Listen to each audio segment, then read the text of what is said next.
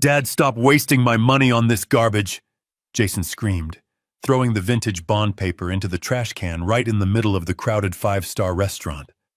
He pointed a finger at my face, trembling with rage. From tomorrow, your allowance is cut to 0. You stay in your room and you do not embarrass me again.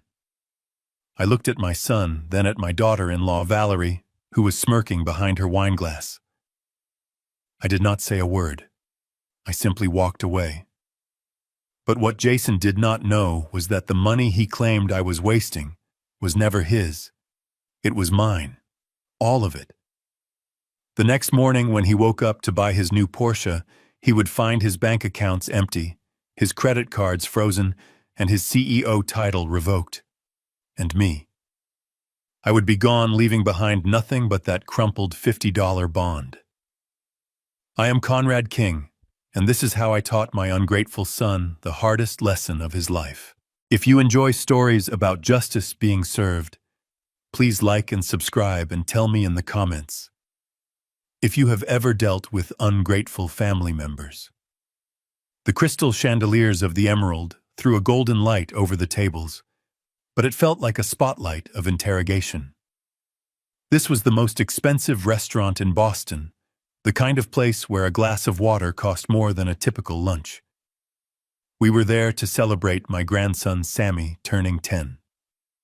The room was filled with the city elite business partners of my son Jason's socialite friends of my daughter-in-law Valerie, and men in suits who measured their worth by the size of their watches. I sat at the edge of the table trying to make myself small. My suit was old, the fabric worn at the elbows, a stark contrast to the Italian silk Jason was wearing.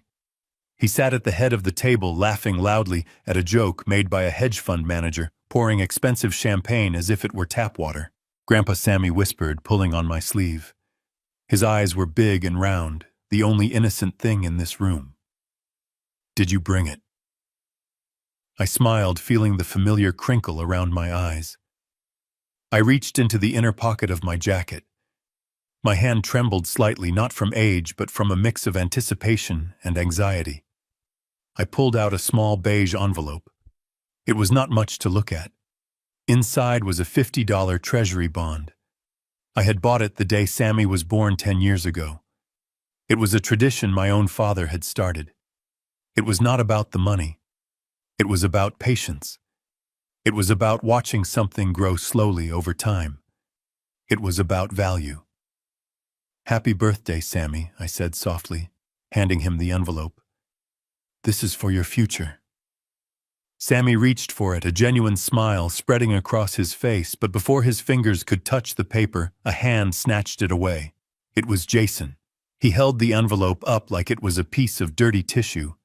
He ripped it open and pulled out the bond. A phone. He looked at it and let out a short, cruel laugh. $50, he announced loudly enough for the entire table to hear. The conversation around us died down. $50. Dad, are you serious? We are at the Emerald. The tip for the valet is more than $50. Jason, I said, keeping my voice low, trying to save what little dignity I had left. It is a bond. It matures. It teaches him the value of saving. Value. Jason scoffed. He crumpled the bond in his fist. You want to teach him value? Look around you, Dad. This dinner costs $10,000. That is value. You giving him this scrap of paper is not a gift. It is an insult. It is you being a cheap old man who still thinks it is 1970. He threw the crumpled ball of paper into the ice bucket where the champagne was cooling. Stop wasting my money on this garbage, he hissed. Valerie chimed in, leaning over to whisper to the woman next to her, but loud enough for me to hear. You have to forgive him. He is getting senile. We let him live with us out of charity, but he just does not understand how the modern world works. He is a drain on our resources, but what can we do? The guests chuckled, a polite, uncomfortable sound. They looked at me with pity. The poor old father living off his successful son. The leech. The burden. I looked at Sammy. He was looking down at his plate, his face red with shame. He wanted to cry, but he knew his mother would pinch him if he ruined the mood. I slowly pushed my chair back. The legs scraped against the marble floor, a harsh sound in the quiet room. "Where are you going?" Jason asked, annoyed. "We have not cut the cake yet. Do not make a scene." "I am going home," I said quietly. "I am tired. Suit yourself." Jason waved his hand dismissively. "Just do not expect the driver to take you. He is busy. You can take the bus. It is cheaper. Just your style." I walked out of the dining room, my back straight. I could feel their eyes on me. I could hear their whispers. I walked past the maitre d' who looked at my worn shoes with disdain. I walked out into the cool Boston night. But I did not go to the bus stop. I walked to the parking lot where my old Ford sedan was parked in the furthest corner, hidden away from the Ferraris and Lamborghinis, so it would not lower the property value of the lot. I had just unlocked the door when I heard heavy footsteps running behind me. It was Jason. For a second, a foolish, hopeful part of me thought he was coming to apologize. I thought maybe he realized he had gone too far, that maybe the son I raised was still in there somewhere, buried under the layers of arrogance and greed. "Give me the keys," he demanded, holding out his hand. What, I asked, confused. "The keys to the car, Dad." "Give them to me." "Jason, this is my car. I bought this car 15 years ago. And who pays for the gas?" Jason stepped closer, looming over me. "Who pays for the insurance? Who pays for the repairs?" "I do. Everything you have is because of me. You live in my house. You eat my food. You drive a car that I pay to keep on the road. And tonight, you embarrassed me. You made me look cheap in front of the investors." He snatched the keys from my hand. "You are grounded," he said, and he was not joking. "From tomorrow, you stay in the house. You do not leave the estate. And that allowance of $400 a month. Cancelled. You do not need money. You have everything you need right there. If you are going to act like a child, I will treat you like one." I looked at him. I looked at the man standing before me in his $5,000 suit. I remembered the day he was born. I remembered holding him in my arms, promising him the world. I remembered 5 years ago when I sat him down in my office, the office of King Logistics, the company I built from a single truck into a shipping empire. I remembered signing the papers, handing him the CEO title. I remembered the only condition I had set: take care of the company. "Jason," I had told him, "and take care of me. I am tired. I want to rest. Treat me with respect, and everything I built will be yours." He had promised. He had cried. He had hugged me. And now 5 years later, he was standing in a parking lot, taking away my car keys because I gave his son a $50 bond. "You are making a mistake, Jason," I said, my voice steady. "The only mistake I made was not putting you in a nursing home sooner," he spat back. "Now walk. It is a long walk home. Maybe it will give you time to think about how lucky you are that I put up with you." He turned around and walked back toward the warm glow of the restaurant, twirling my keys on his finger. I stood there in the dark. The wind was biting. It was a 5-mile walk to the estate. I did not feel the cold. I did not feel the fatigue. I felt a strange sense of clarity. It was as if a fog had lifted. For 5 years, I had made excuses for him. I told myself it was the stress of the job. I told myself it was Valerie's influence. I told myself he would mature. But tonight, the denial died. I started walking. I did not walk like an old man. I walked with the rhythm of a man who had negotiated with union leaders on the docks of South Boston. I walked with the pace of a man who had stared down hostile takeovers. I reached the estate just after midnight. It was a sprawling mansion in Brookline with manicured lawns and a 12-foot iron gate. Jason and Valerie lived in the main house with its 10 bedrooms and heated floors. I lived in the servants' quarters, a small converted apartment in the basement near the boiler room. Valerie had suggested it, saying it would be easier for me no stairs to climb. But I knew the truth. They wanted me close enough to use as a babysitter or a punching bag, but far enough away that they did not have to see me. I entered my room. It smelled of damp concrete. The furniture was old cast-offs from when they redecorated the main house. I sat on the edge of the single bed. I did not turn on the light. I did not need it. I reached down and took off my left shoe. I pulled out the insole. Underneath, taped securely to the heel, was a small black micro SD card. I peeled it off. This was my insurance. This was the lever I had prayed I would never have to pull. When I handed the company over to Jason, I had my lawyer Sullivan draft a very specific trust agreement.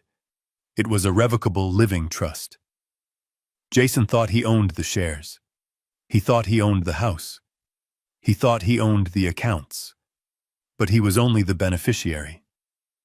I was the grantor, and I had retained the power to revoke everything at any time for any reason. We called it the Doomsday Clause. I walked over to the small dusty desk in the corner. I pulled out an old laptop that Jason thought was broken. It was not. It was a satellite-linked secure terminal that bypassed the house network entirely. I inserted the card. The screen glowed blue, illuminating my face. I typed in a sequence of numbers. Then I picked up a burner phone I had kept hidden in a hollowed-out book on the shelf. I dialed a number I had not called in 5 years. It rang once. Yes, a gravelly voice answered. It was Sullivan. He was awake. I knew he would be. Sullivan never slept. "It is Conrad," I said. There was a pause on the other end. Then Sullivan spoke, his voice devoid of surprise. "Is it time?" "It is time," I said. "Jason crossed the line tonight. He humiliated me. He hurt Sammy. And he told me to stop wasting his money." I heard the click of a lighter on the other end, then the exhale of cigar smoke. "So what are the instructions, Conrad?" "Execute the Doomsday Clause," I said, staring at the picture of my late wife, Catherine, on the desk. "I want it all gone, Sullivan. Freezing the assets is not enough. I want a total recall." "Understood," Sullivan said. "And the liquidity?" "Move it," I ordered. "Empty the operating accounts. Empty the personal checking. Empty the savings. Transfer the $12 million in liquid cash to the offshore holding in the Cayman Islands. Leave him with nothing but the change in his pockets." "And the house?" Sullivan asked. "It belongs to the trust," I said.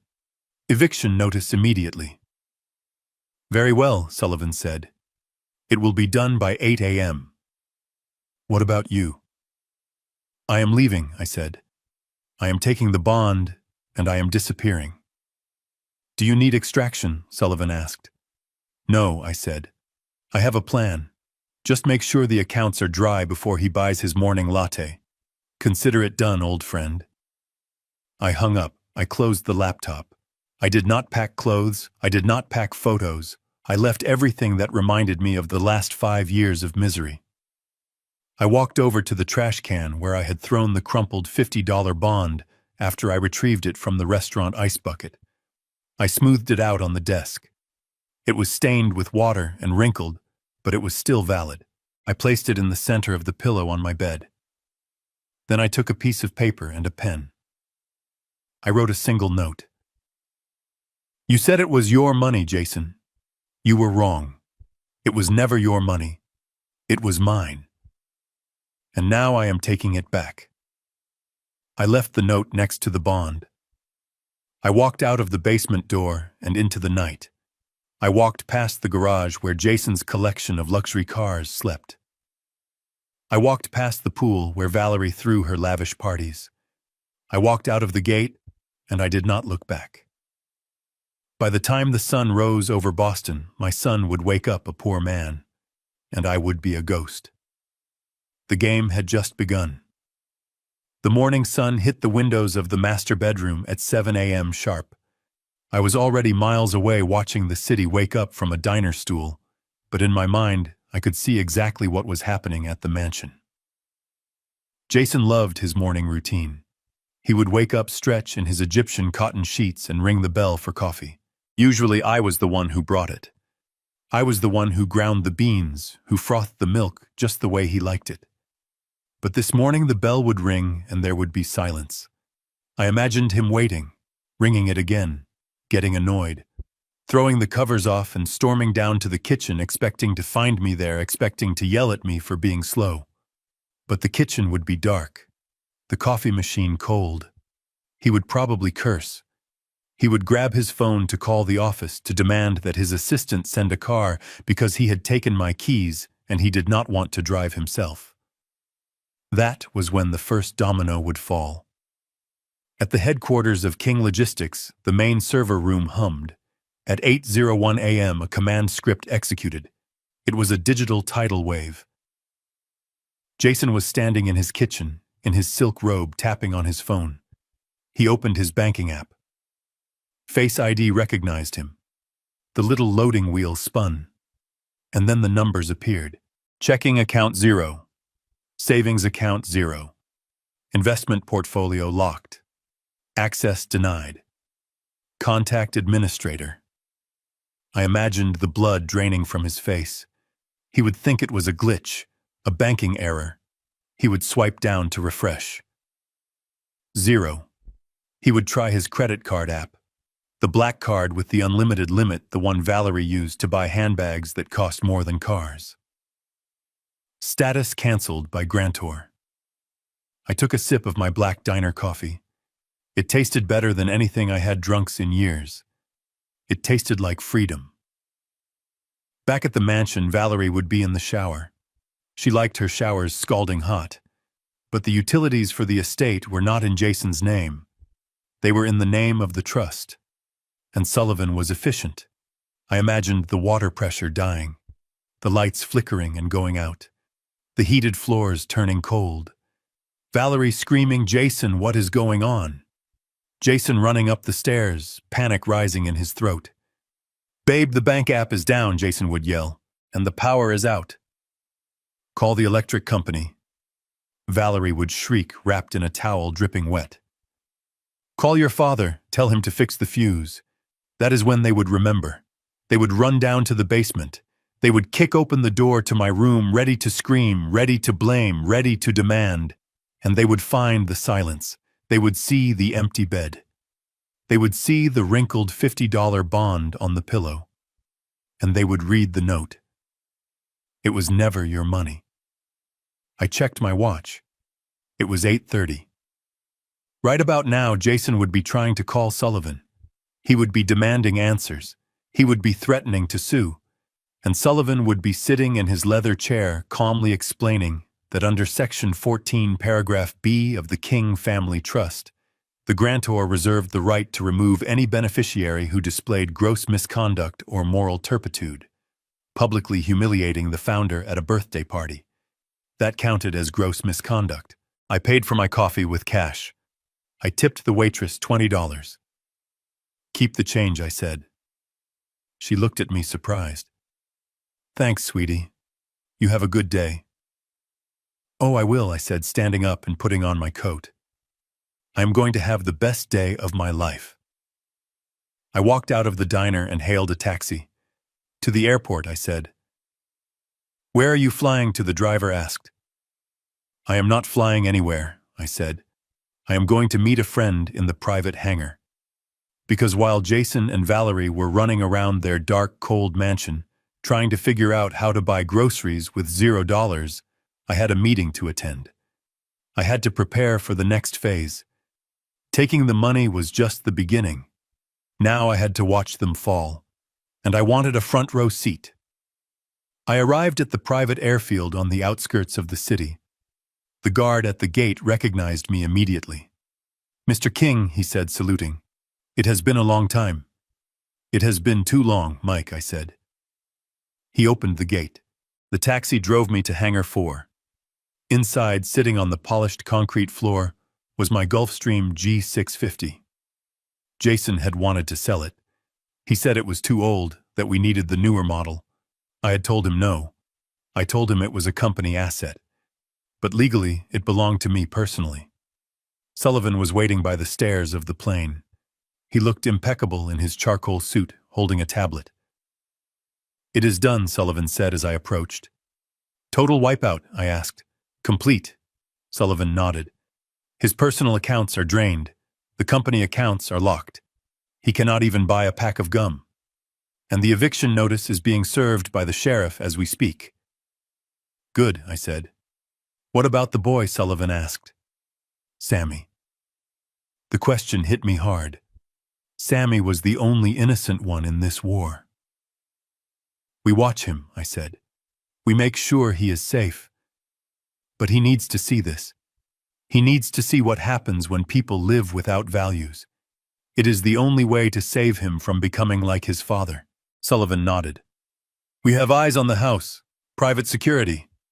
I walked up the stairs of the plane. I turned back to look at the city skyline in the distance.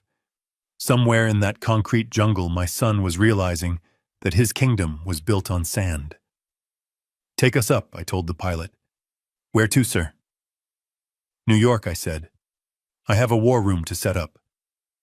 As the plane taxied down the runway, I pulled out the tablet Sullivan had given me. It was linked to the security cameras inside the mansion. I saw Jason in the living room. He was throwing a vase against the wall. It shattered into 1,000 pieces.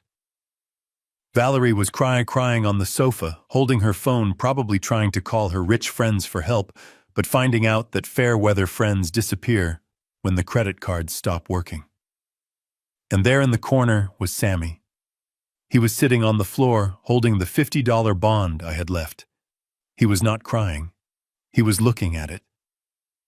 "Hold on to it, Sammy," I whispered as the plane lifted off the ground. "That paper is worth more than everything else in that house combined." The engine roared and Boston fell away beneath me. Phase 1 was complete. The money was gone. Phase 2 was about to begin. The collapse.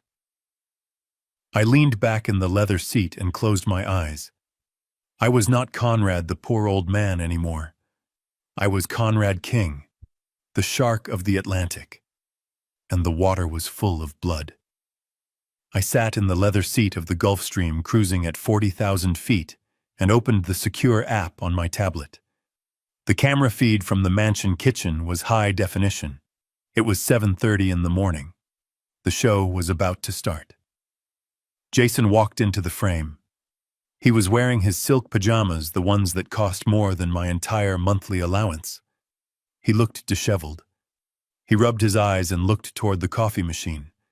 It was a $10,000 Italian espresso maker that required a degree in engineering to operate. For 5 years, I was the only one who touched it. I cleaned it. I filled it. I calibrated the pressure. Every morning at 7:15, I would have a double-shot latte waiting for him on the marble island. But today the machine was cold. The lights were off. There was no cup. There was no steam. I saw Jason frown. He tapped the machine aggressively. He looked around the empty kitchen. "Dad," he yelled.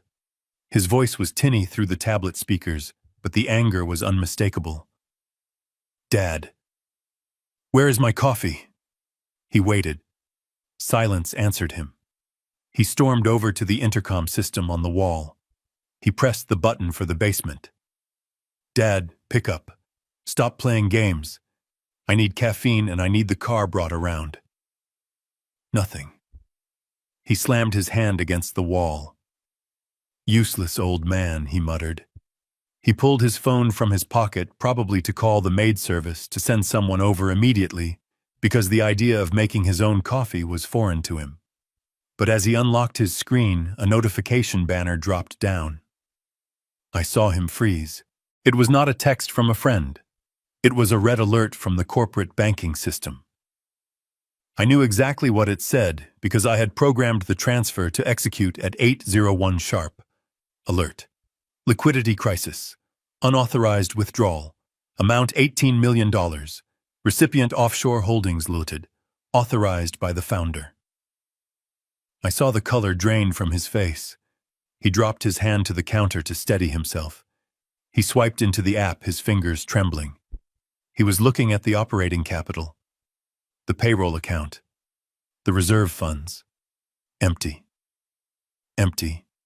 Empty. He started tapping furiously, trying to reverse the transaction, trying to call the bank. But the bank was not going to answer him.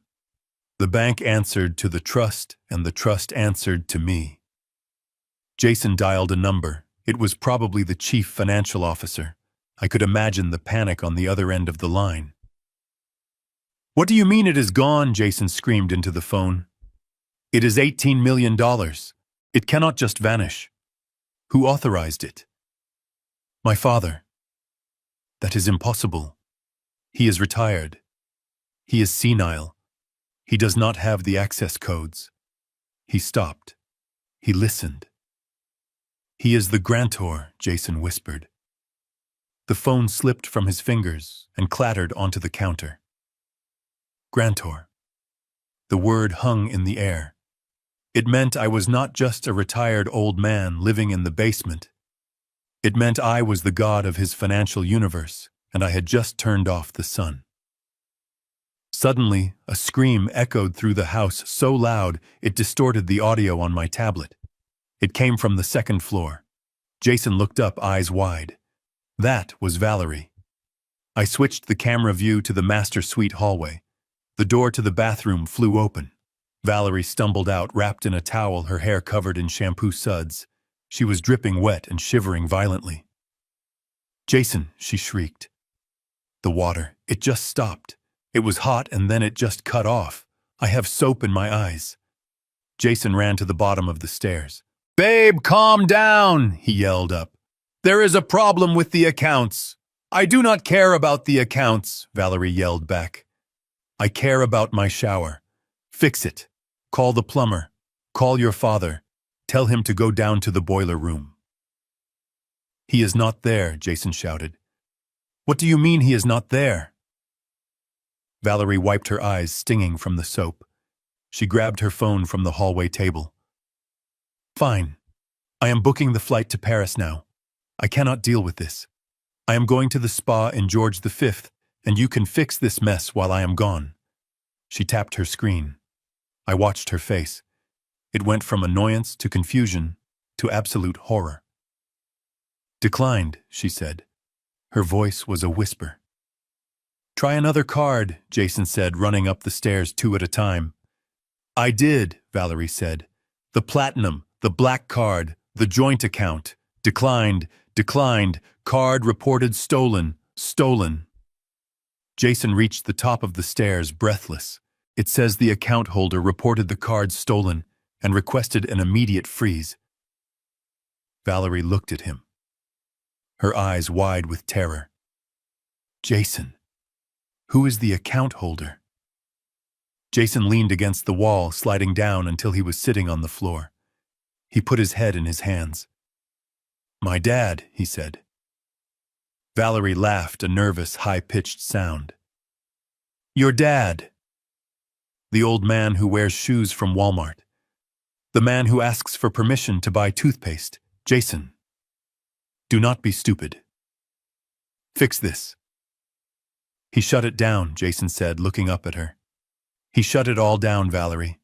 The company, the house, the cards, the water, it is all in his name. It was always in his name." "No," Valerie shook her head, water dripping from her hair onto the expensive Persian rug. "No, we own this. We are the kings." "We are nothing," Jason whispered. "Without him, we are nothing." Suddenly, the lights in the hallway flickered. Once, twice, and then the house plunged into darkness. The emergency backup generator should have kicked in, but I had disabled the automatic transfer switch before I left. I watched through the infrared mode of the camera. They were 2 silhouettes sitting in the dark in a multi-million-dollar mansion that had just become a tomb. Jason stood up. "We have to find him. He cannot have gone far. He does not have a car." I took his keys. They scrambled in the dark using their phone flashlights like lifeline. They ran down the stairs, past the silent kitchen, and threw open the door to the basement. I switched the camera feed to my room. They burst in the beams of their flashlights, cutting through the gloom. They tore the sheets off the bed. They opened the small closet, finding it empty. They looked for the stash of cash I usually kept in a jar for emergencies, but that was gone too. And then Jason saw it. The beam of his light landed on the pillow. There it was. The wrinkled $50 bond he had thrown in the trash the night before. He picked it up. His hands were shaking so hard the paper rustled. He read the note I had left. It was never your money. Jason let out a roar of frustration and tore the note in half. He kicked the bed frame. He threw the bond against the wall. "He is gone," Valerie whispered. She looked around the small, dingy room, seeing it for the first time, not as a place to store an unwanted relative, but as the control center of their destruction. "He left us." "He cannot leave us," Jason shouted, pacing the small room like a caged animal. "He needs us. He is old. He is weak. He probably just walked to the diner. I will find him. I will drag him back here and I will make him turn the power back on." He pulled out his phone and dialed the number for the private security firm that patrolled the neighborhood. "This is Jason King," he barked. "I have a missing person. My father." "Yes, the old man." He wandered off. "He is confused. I need you to find him and bring him back. He is a danger to himself." I closed the tablet cover. He still did not get it. He still thought he was in control. He thought this was a tantrum. He thought he could bully me back into submission. He had no idea that he was no longer the CEO of King Logistics. He was just a man standing in the dark in a house he did not own, wearing pajamas he could no longer afford. I looked out the window of the plane. The clouds were thick below us. Sullivan handed me a glass of water. "They are in the dark?" I asked. "Pitch black," Sullivan replied. "Good. Let them sit in it for a while. Hunger and cold have a way of clarifying the mind. But I knew Jason. He would not give up that easily. He would not reflect. He would attack. He would try to find me, not to apologize, but to force me to sign the rights back over. He would try to use the law. He would try to use force.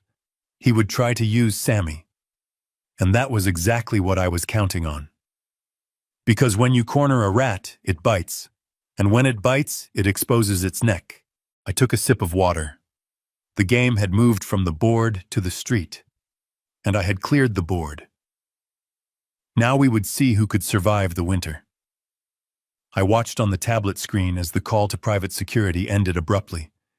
The guard on the other end must have told Jason what I had instructed Sullivan to convey, that Mr. Conrad King was not a missing person, but a free man who had voluntarily vacated the premises.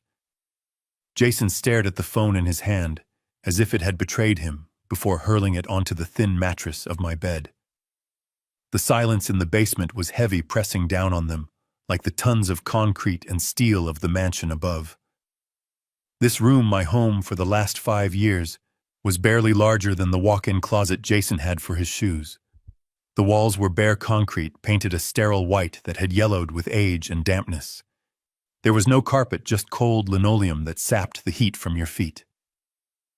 Jason stood in the center of the room, his chest heaving. He looked around, really looked, perhaps for the first time. He was searching for me, yes, but he was also searching for the leverage he thought he had. He was looking for the old man who needed him. He was looking for the father who was too weak to leave. But the room was scrubbed clean. I had been meticulous. "Where is his stuff?" Jason muttered. He yanked open the small particle board wardrobe in the corner. It rocked on its uneven legs. Empty. I had taken my 3 suits, my shirts, and the winter coat I had bought at a thrift store. There were no hangers left rattling on the rail. He pulled out the drawers of the small bedside table. Empty. No medication bottles. No reading glasses. No half-read paperbacks. I had erased myself from their lives as completely as I had erased the money from their accounts. He must have hidden it, Jason said, his voice rising in panic. He has a stash. Old people always have a stash. Cash. Gold coins. Something. He didn't just walk out of here with nothing. I watched as my son, the CEO of a Fortune 500 company, dropped to his knees on the dirty floor. He began to feel under the bed frame. He lifted the mattress, flipping it over with a grunt of exertion. Dust motes danced in the beam of his flashlight. Nothing. He crawled to the loose floorboard near the radiator, the one I used to complain about, because it squeaked. He dug his manicured fingernails into the gap and pried it up, snapping the wood. He shone the light into the dark cavity underneath. Just dirt and old pipes. He is gone, Jason, Valerie said from the doorway. She was hugging herself, her lips blue from the cold. There is nothing here. He planned this. Don't you see, he didn't just leave in a huff. He planned this for days, maybe weeks. Jason stood up, wiping the dust from his silk pajamas. His face was a mask of fury and confusion. He walked back to the desk, the only piece of furniture he hadn't overturned yet.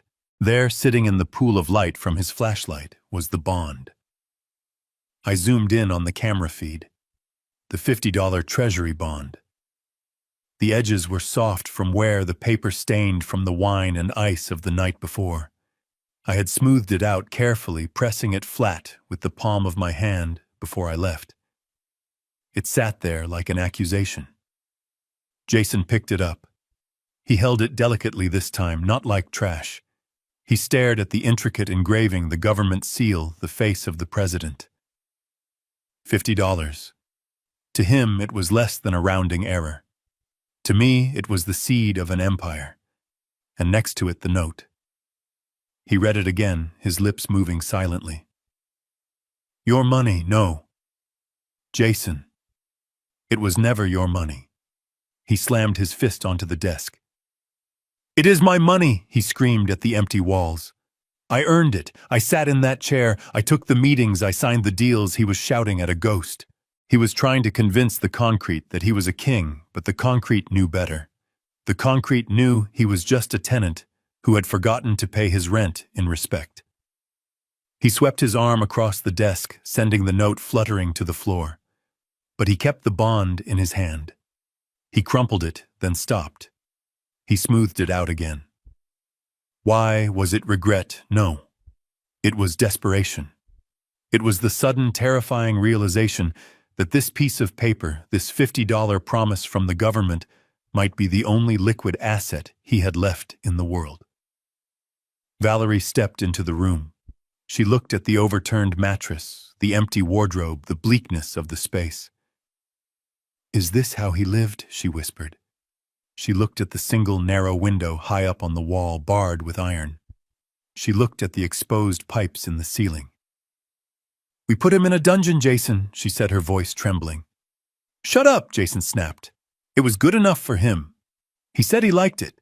He said it was quiet. He lied, Valerie said. She looked at the camera lens in the corner of the ceiling, a small black dome she had probably never noticed before. Or maybe she just felt the weight of being watched. He lied about everything. He wasn't senile. He wasn't weak. He was waiting. Jason turned to her. We don't need him. I can fix this. I just need to get to the office. I need to talk to legal. Sullivan can't do this. There are laws. There are rights. He has the codes. Jason. Valerie screamed, her composure finally cracking. He is the grantor. Do you know what that means? I looked it up while you were playing hide and seek with the security guard. It means he is God. It means we are trespassing in our own house. Jason looked at her, then back at the empty room. The reality was closing in. The cold was seeping into his bones. The adrenaline of the anger was fading, replaced by the hollow ache of fear. He looked at the bond one last time. He didn't throw it away. He folded it. He folded it carefully into a small square and put it in the pocket of his pajama bottoms. Let's go, he said, his voice low. Where? Valerie asked. To the office, Jason said. We walk. They turned and left the room, leaving the door swinging on its hinges. I watched the empty space for a moment longer. The overturned mattress, the dust, the silence. It was a tomb, yes. But it wasn't mine anymore. It was the tomb of their arrogance. I closed the app on my tablet. The plane banked, turning south. Jason was going to walk to the office. That was a 5-mile hike in Italian loafers that weren't made for pavement. He would arrive sweaty, tired, and desperate, and he would find the doors locked. But I knew him. He wouldn't stop there. He would go to the one place he thought he could still exert power. He would go to the lawyers. He would try to fight me with paper. He didn't know it. I had bought the paper factory 40 years ago. I signaled the flight attendant. Breakfast, sir, she asked. Yes, I said. Coffee. Black. And bring me the phone. I need to make a call to the district attorney. Because emptying the accounts was just the opening move. Now it was time to expose the rot. It was time to show the world that the CEO of King Logistics wasn't just broke. He was a criminal.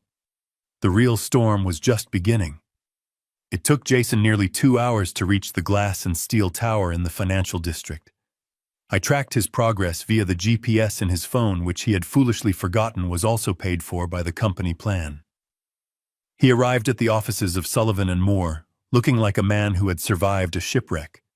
His Italian loafers were scuffed, his hair was matted with sweat, and his eyes were wide with a manic desperation. The receptionist, a young woman named Sarah, whom Jason had rudely dismissed countless times over the years, looked up in alarm as he burst through the double glass doors. Mr. King, she stammered, reaching for the phone. You cannot be in here. You do not have an appointment. Get out of my way, Jason barked, pushing past her desk. He stormed down the hallway toward the corner office. He did not knock. He threw the heavy oak door open so hard it banged against the wall. Sullivan was waiting for him. My old friend was sitting behind his massive mahogany desk, the one I had given him 30 years ago after we won the union lawsuits. He was reading a file, calmly sipping a cup of tea. He did not flinch. He did not look surprised. He simply closed the folder and placed his hands on top of it. Fix it, Jason screamed, slamming his hands down on the desk. Fix it now, Sullivan. The accounts are frozen. The power is out. My father has gone insane. He thinks he can steal my company. Sullivan looked at him over the rim of his reading glasses. His expression was not one of sympathy. It was the cold, clinical look of a mortician examining a cadaver. Sit down, Mr. King, Sullivan said quietly. I will not sit down, Jason spat. I am the CEO of King Logistics. I order you to unfreeze my assets. I order you to find my father and have him committed. He is a danger to himself and others. Sullivan sighed. He reached into his drawer and pulled out a single sheet of paper. He slid it across the polished wood. You are not the CEO, Jason Sullivan said. Not anymore. What are you talking about? This is a formal notice of termination, Sullivan explained, his voice devoid of emotion. Effective at 8:01 this morning, the board of directors convened an emergency meeting via secure line. The grantor of the King Family Trust exercised his voting rights. You have been removed from your position for cause. For cause, Jason laughed, a hysterical, high-pitched sound. What cause? I made this company millions. You spent millions, Sullivan corrected him. You treated the corporate accounts like a personal piggy bank. We have the records, Jason. The cars, the vacations, the jewelry for your wife, the payoffs to keep your mistresses quiet. It is all here. Jason went pale. He thought those transactions were buried.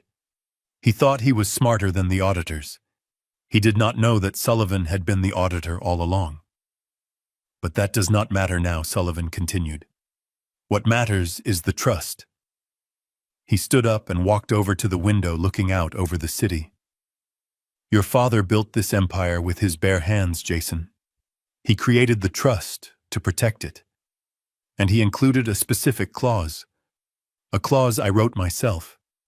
It states that the grantor may revoke all privileges if the beneficiary proves himself unworthy.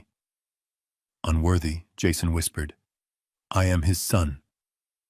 Being a son is a biological accident.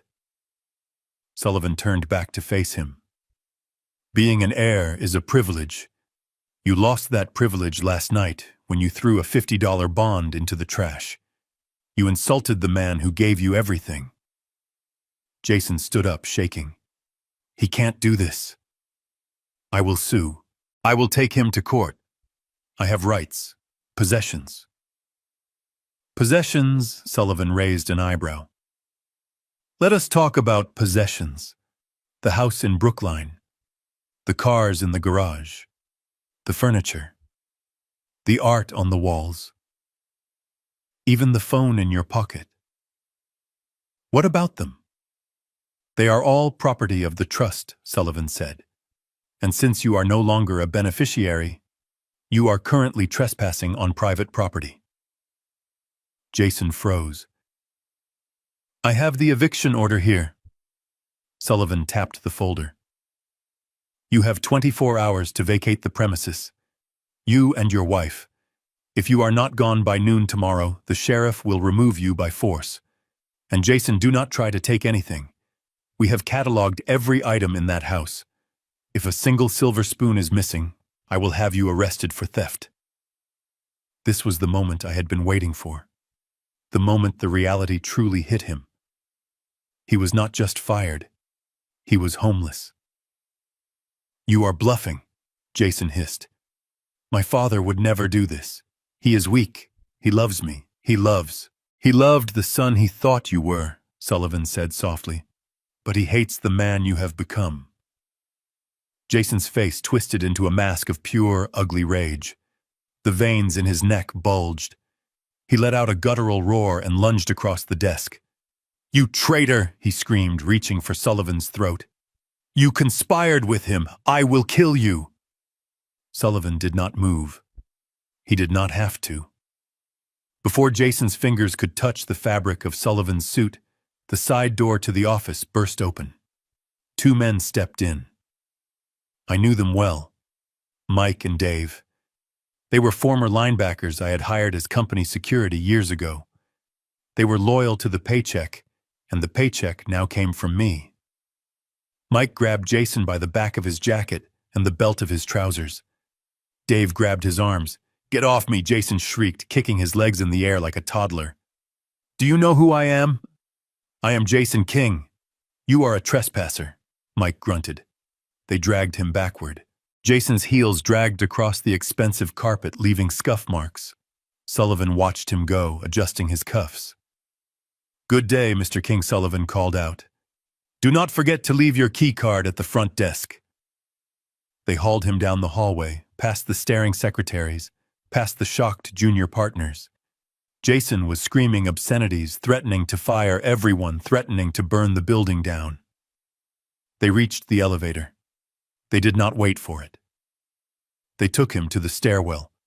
I switched the camera feed to the lobby security cam. A moment later, the side exit doors flew open.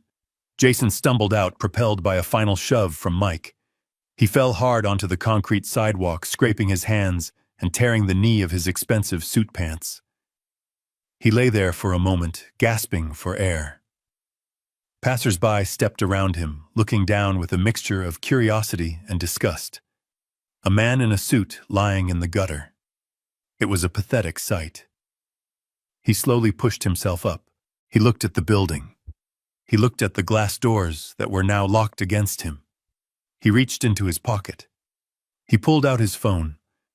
He probably wanted to call Valerie, to tell her to pack, to tell her it was over. But as he held the phone up, it went black. Remote wipe complete. Service terminated. He stared at the dead black screen.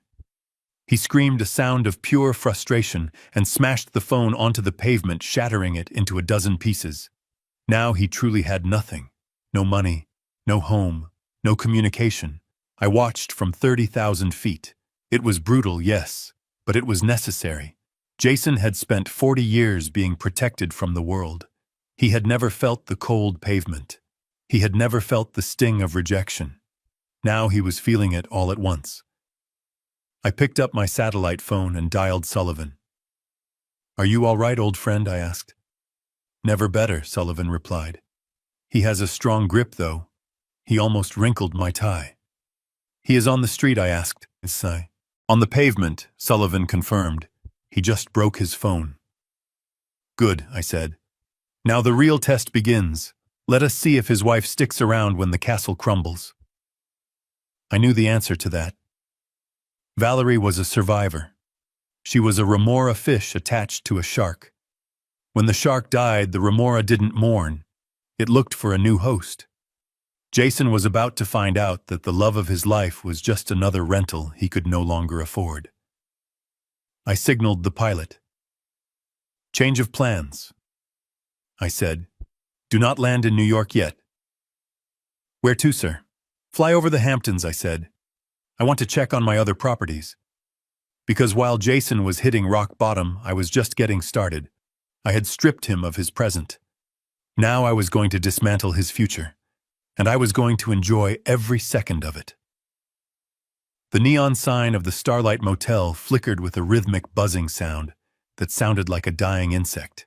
It was the kind of place where people went when they did not want to be found, or when the world had decided it no longer wanted them. It was situated 10 miles outside the city limits next to a highway that smelled of diesel fumes and burnt rubber. This was where the King dynasty had fallen. I sat in the war room I had set up in the Hamptons, monitoring the situation through the digital breadcrumbs Jason left behind. He had sold his Patek Philippe watch at a pawn shop 3 blocks from the office. The watch was worth $50,000. The pawnbroker, seeing the desperation in Jason's eyes and the dirt on his suit, gave him $400 cash. Jason took it. He had no choice.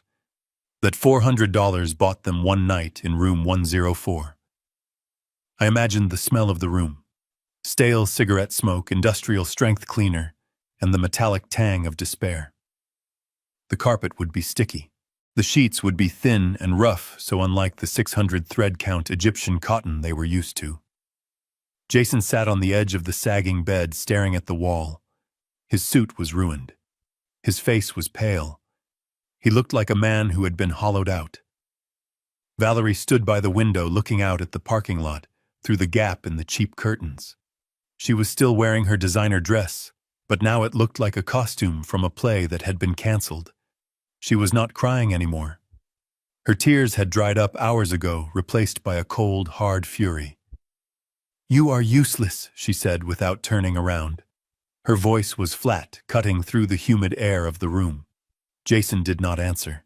He just kept staring at the water stain on the wallpaper. "Did you hear me?" Valerie turned to face him. "I said you are useless. I married a king. I married a CEO. I married a man who owned the city. And look at you now. You are nothing. You are a beggar sitting in a roach motel." Jason looked up, his eyes red and hollow. "It is temporary, Valerie. I will fix it. I just need to talk to him. I just need to make him understand." "He hates you," Valerie spat. She walked over to the bed and loomed over him. "He hates you because you are weak. And he is right. You let him do this. You let an old man living in a basement take everything from us. You should have put him in a home years ago. You should have declared him incompetent the moment he handed you the keys, but you were too soft." "I loved him," Jason whispered. "And look where that got you," Valerie laughed, a harsh, ugly sound. "Love does not pay for room service, Jason. Love does not buy first-class tickets to Paris. I did not marry you for love." The words hung in the air, sucking the oxygen out of the room. Jason looked at her, blinking slowly, as if he could not process the language she was speaking. "What did you say?" "Oh, grow up." Valerie rolled her eyes. "Do not look at me with those puppy dog eyes. You knew what this was. I was beautiful. You were rich. It was a transaction. I gave you a trophy wife to hang on your arm and you gave me a lifestyle. That was the deal. And now you have breached the contract. You are broke, which means I am free. She walked over to her handbag, which she had thrown onto the scratched dresser. She pulled out a phone. Not the one that had been cut off. A second phone. A burner. I watched the signal activate on my monitor. Sullivan had flagged this device months ago, but I had told him to let it run. I wanted to see where the rats were hiding their cheese. "What are you doing?" Jason asked, standing up, his legs shaky. "I am leaving," Valerie said, tapping furiously on the screen. "I am not staying in this dump with you. I have options, Jason. I have plans." "You have no money," Jason said. He shut down the cards, Valerie. He emptied the joint accounts. "We have nothing." "You have nothing," Valerie corrected him. "I have plenty." She held the phone up triumphantly. "For the last 3 years, I have been skimming," she said. "Every time you got a bonus, every time we flipped a property, every time you gave me an allowance for charity galas, I took a little off the top. I built a nest egg, Jason. An exit strategy. Because I always knew you would crash eventually. You are not your father. You never were." Jason stared at her, his mouth open. "How much?" $500,000. Valerie smiled. It was a predator smile. Sitting in an offshore account in the Cayman Islands. Untouchable. It is enough to get me to Europe. Enough to start over with someone who actually knows how to be a man. Someone. Jason stepped closer. "Who is someone?" "Marco," she said. "Her personal trainer.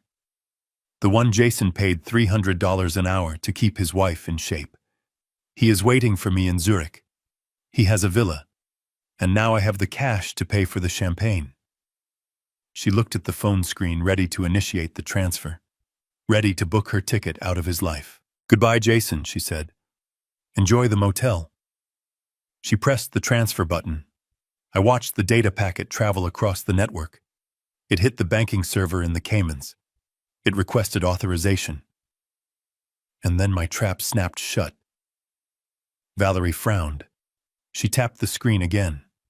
The color drained from her face. It was the same look Jason had worn that morning in the kitchen. The look of total, absolute shock. "What is this?" she whispered. "What is it?" Jason asked, a bitter hope rising in his voice. "It says account frozen," she stammered. "It says funds seized by the King Family Trust, authorization code 001. She looked up at Jason, her eyes wide with terror. "He found it," she whispered. "The old man found it." Jason started to laugh. It was a low, rumbling laugh that built into a hysterical cackle. He sat back down on the bed, clutching his stomach. "He blocked you," he wheezed. "He blocked your exit strategy." Valerie screamed. She threw the burner phone against the wall, shattering it. She fell to her knees, tearing at her perfectly styled hair. "My money. It was my money. I stole it fair and square." "It was never your money," Jason said, his voice cold and dead. "It was his money. It was always his money. Even the money you stole from me was his money."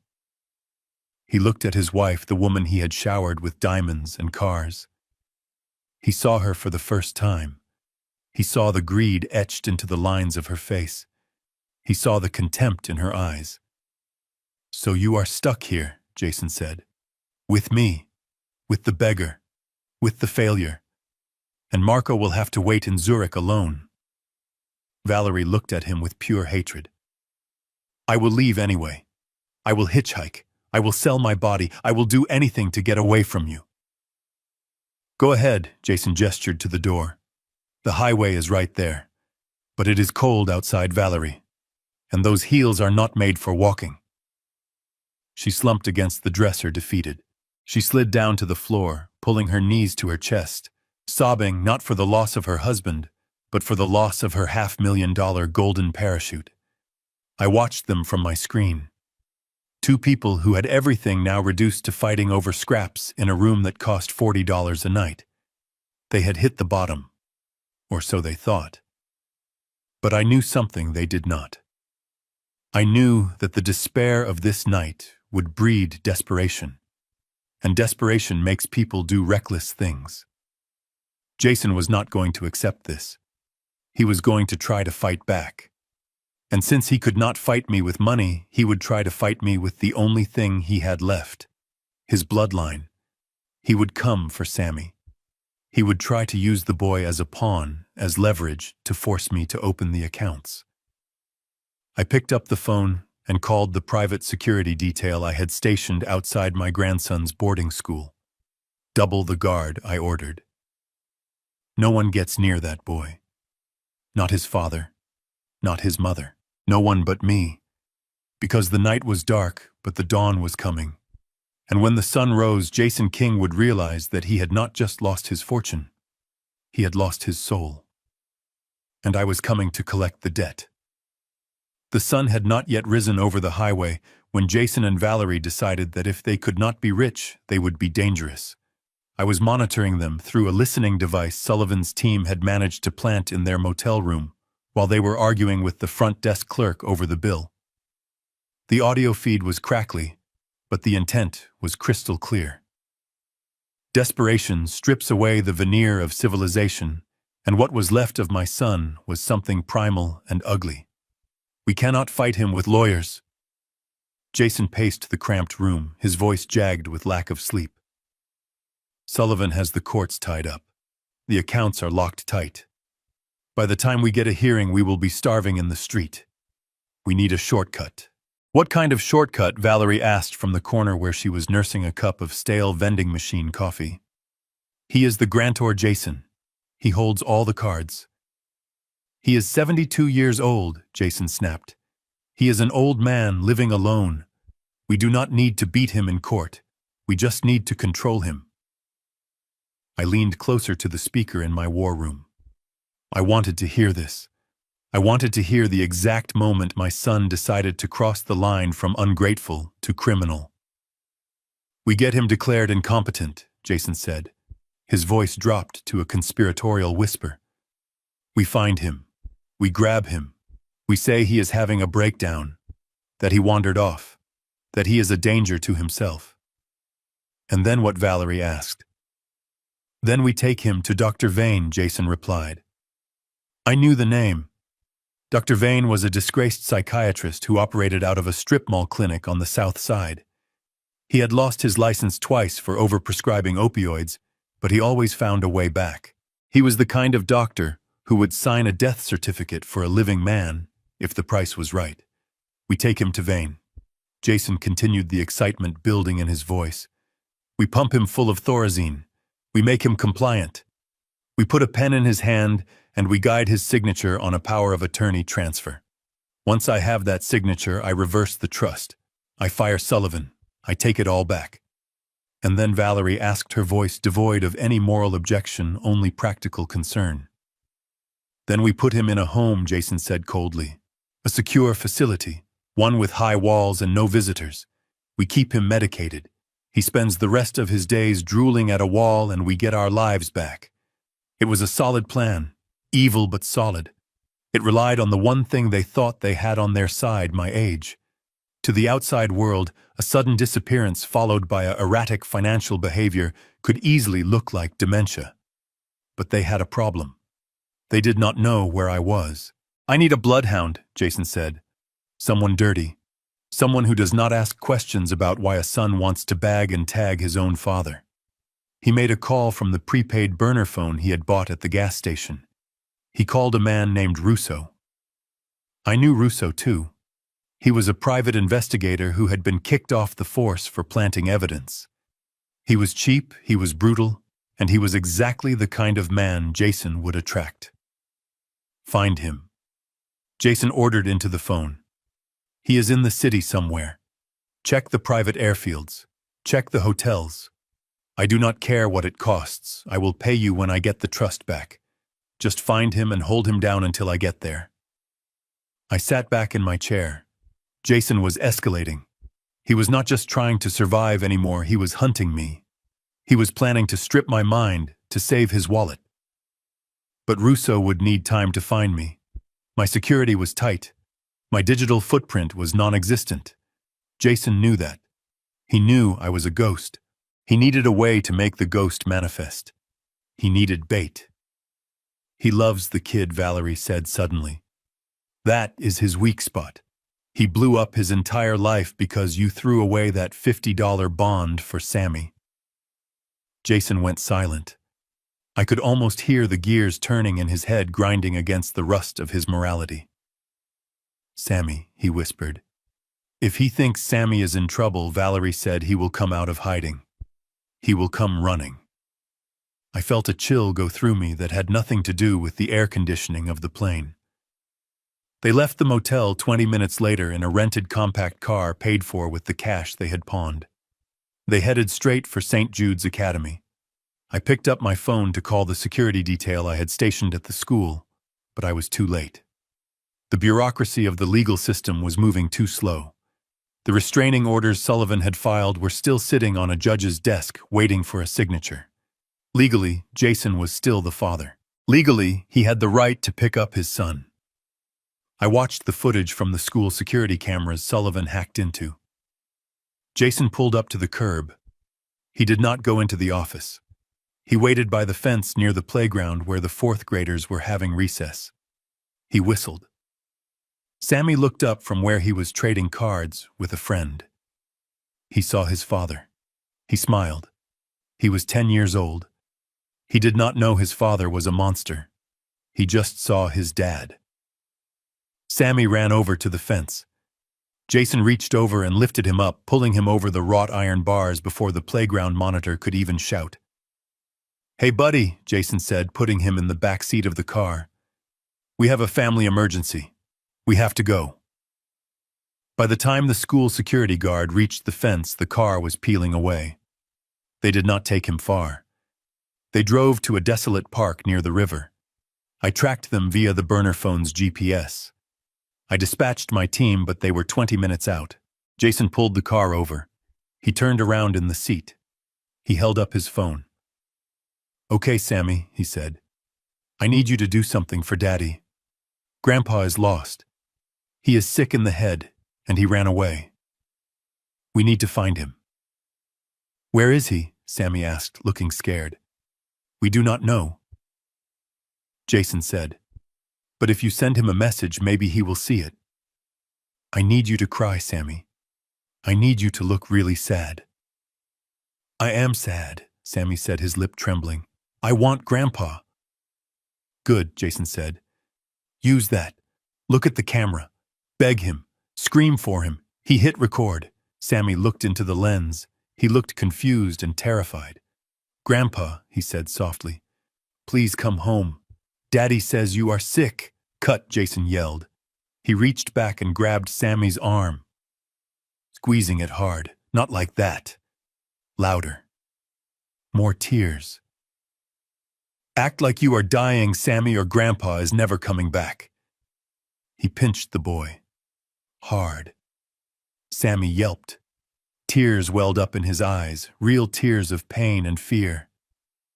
"That is it," Jason said, hitting record again. "Now say it." Grandpa Sammy sobbed, the tears rolling down his cheeks. "Please. I am scared. Please come get me. Come home, Grandpa." Jason stopped recording. "Perfect," he muttered. 5 minutes later, the video hit social media. Jason posted it on every platform. He tagged the news stations. He tagged the police. "Please help," the caption read. "My father, Conrad King, is missing and suffering from severe dementia. He has cut off contact and is a danger to himself. His grandson is heartbroken. If you see him, please contact us immediately. He needs medical attention." I watched the video on my tablet. I watched my grandson crying real tears caused by his father's cruelty. I watched Jason weaponize the innocence of a child to lure me into a trap of chemical lobotomy. My hand crushed the glass of water I was holding. It shattered, slicing my palm, but I did not feel the pain. Sullivan looked at me, his face pale. Conrad, do not go. It is a trap. They want you to show up so Russo can grab you. I know it is a trap, I said, standing up, blood dripping from my hand onto the expensive carpet. Then let the police handle it, Sullivan said. We have the footage of him taking the boy. It is kidnapping. Police take too long, I said. And Jason is desperate. If I do not show up, he will hurt the boy again. He will escalate. He thinks I am a weak old man. He thinks I will come running blindly into his net. I walked to the door of the plane. He is right, I said. I am coming. But I am not coming to surrender, Sullivan. I am coming to war. Get the car ready and call the hospital administrator. Tell him I am coming in for a checkup. Why the hospital? Sullivan asked, confused. Because Jason wants to catch me, I said. I am going to give him a target. I am going to let him think he has won. I am going to let him bring his dirty doctor and his fake papers and his thugs. And when he tries to put that needle in my arm, I am going to show him what happens when you try to bury a king. I looked at the frozen image of Sammy crying on the screen. You made a mistake, Jason, I whispered. You touched the one thing that was off limits. Now there is no mercy. Now there is only the end. The penthouse suite of the St. Regis Hotel was a fortress of solitude suspended 60 floors above the chaos of the city. The air was cool and scented with white tea, a stark contrast to the smell of mold and damp earth that had filled my nostrils for the last 5 years in that basement. Sullivan stood by the floor-to-ceiling windows, watching the rain lash against the glass, but my eyes were locked on the 80-inch screen mounted on the wall. The video played on a loop. It was everywhere. Twitter, Facebook. The local news channels were already running it with breaking news banners. The headline was always the same. Billionaire tycoon missing.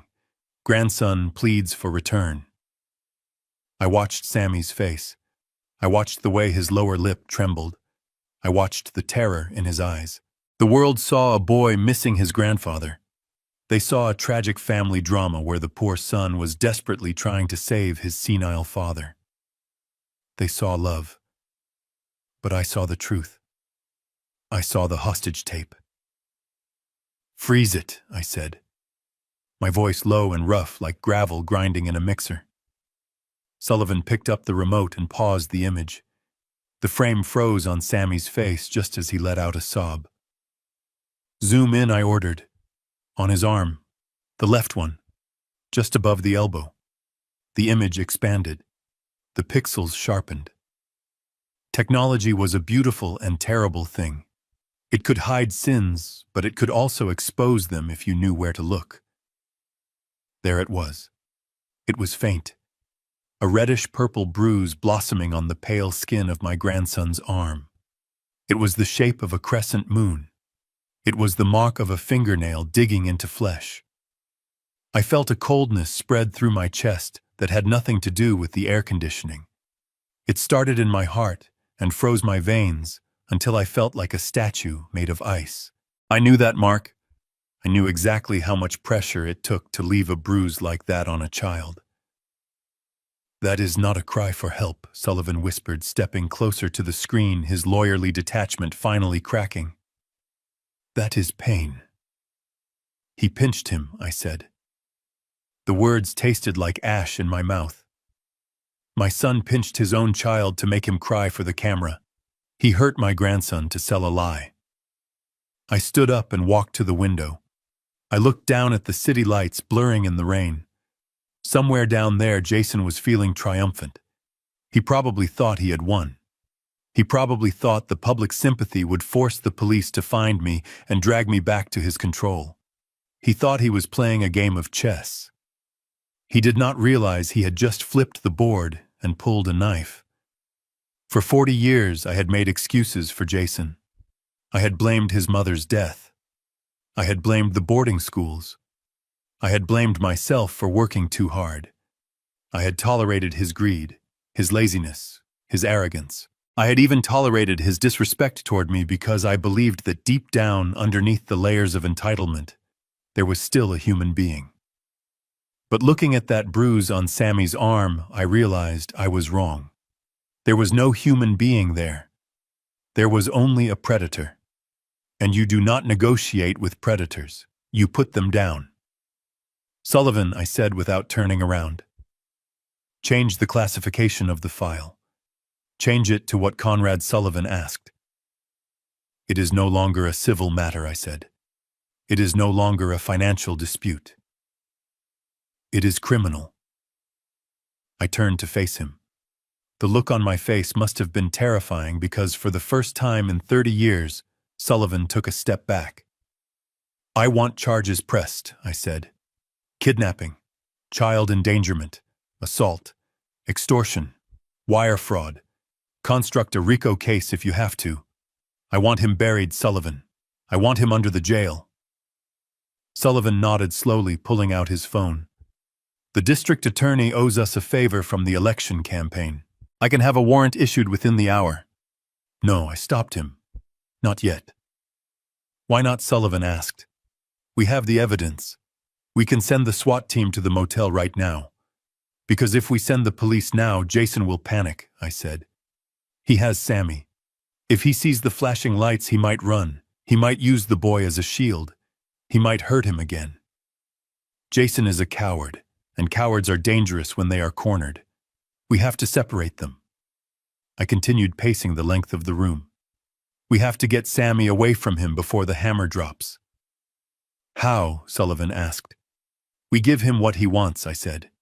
He wants me. He wants the senile old man. He wants to trap me in a medical facility. I walked back to the screen and looked at the frozen image of the bruise one last time. I etched it into my memory. I would carry that image with me to my grave. It would be the fuel that burned away any last trace of mercy I had for my son.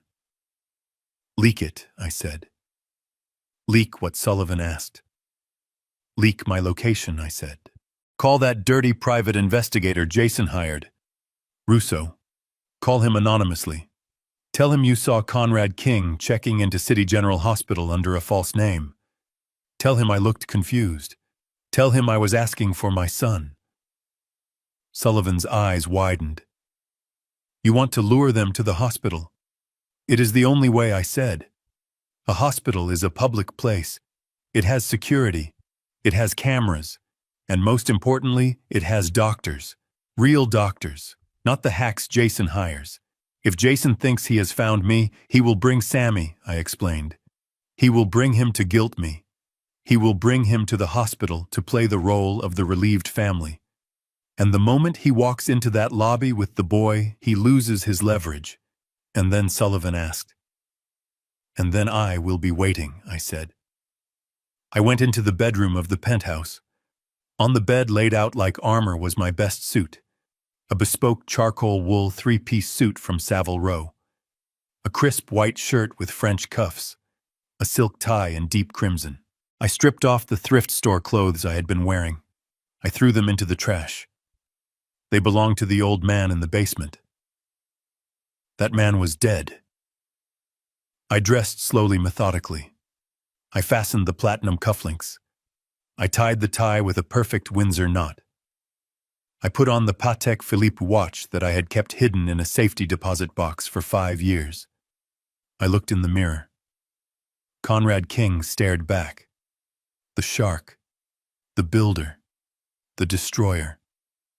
I walked back out to the living room.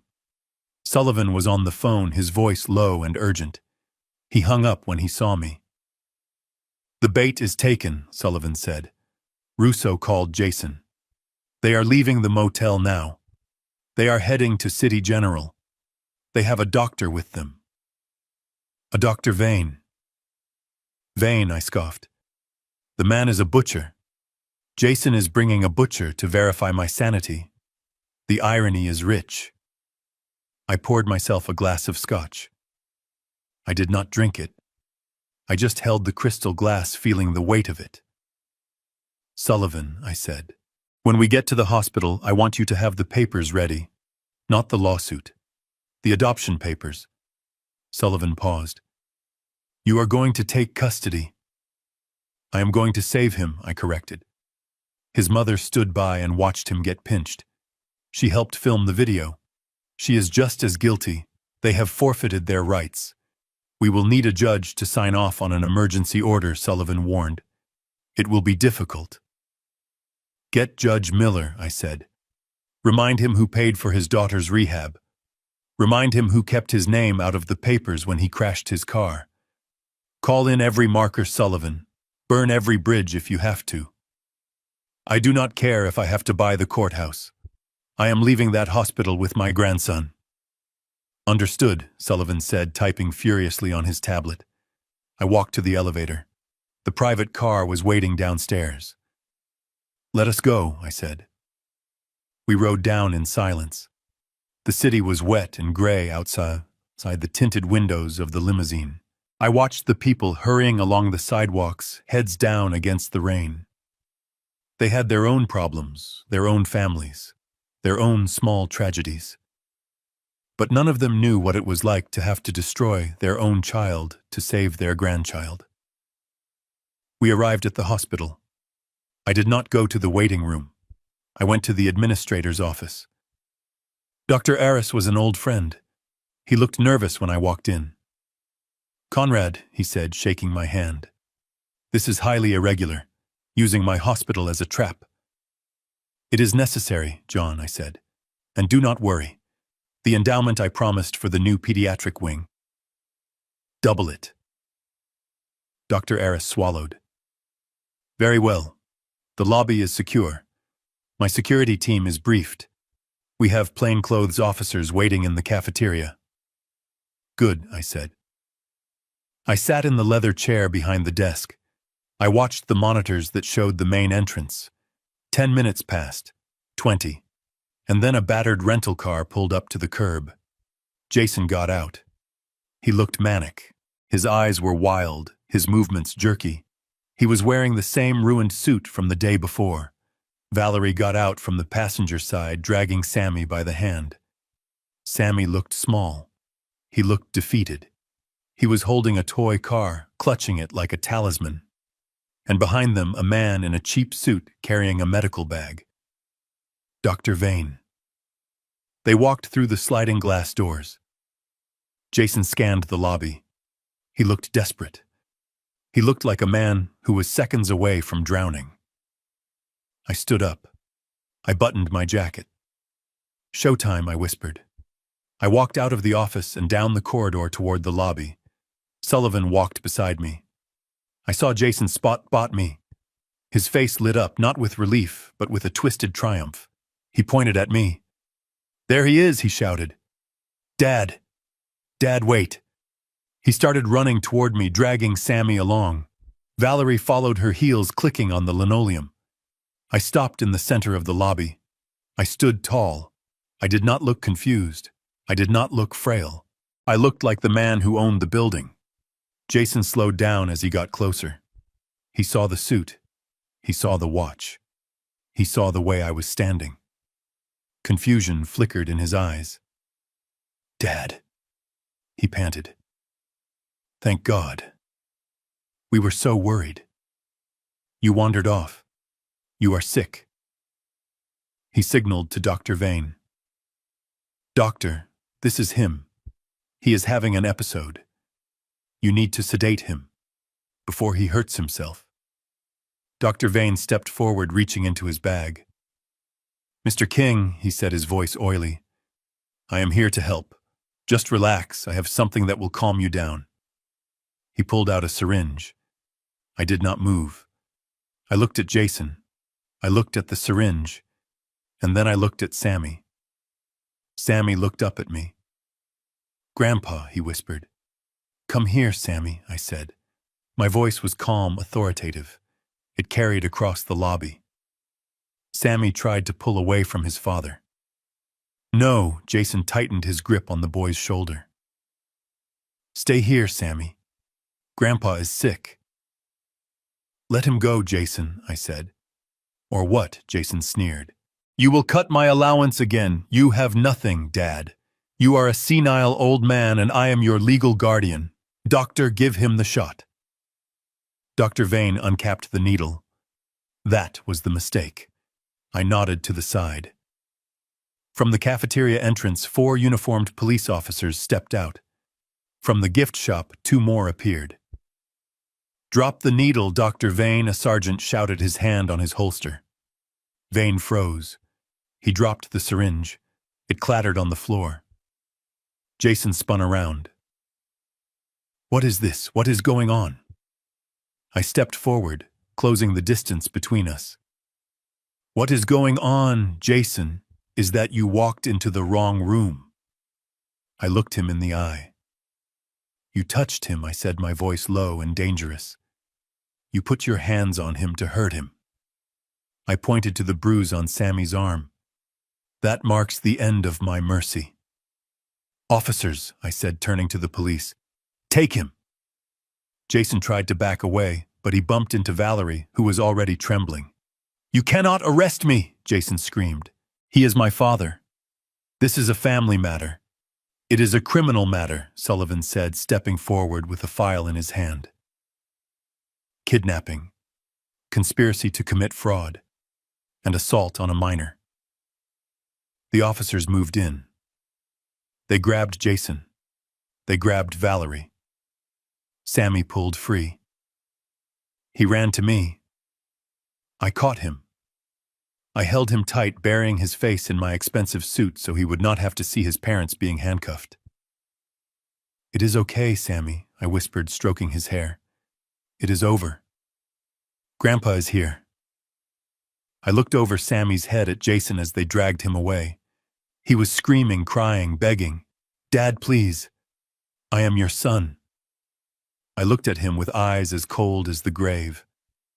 "No," I said. "You are just a bad investment." And as the automatic doors slid shut behind them, cutting off his screams, I felt the weight of the last 5 years lift. I held my grandson's hand. "Let us go get some ice cream, Sammy," I said. "I think we both earned it." The private office of the hospital administrator, Dr. Aris, was dimly lit, the blinds drawn against the gray morning rain.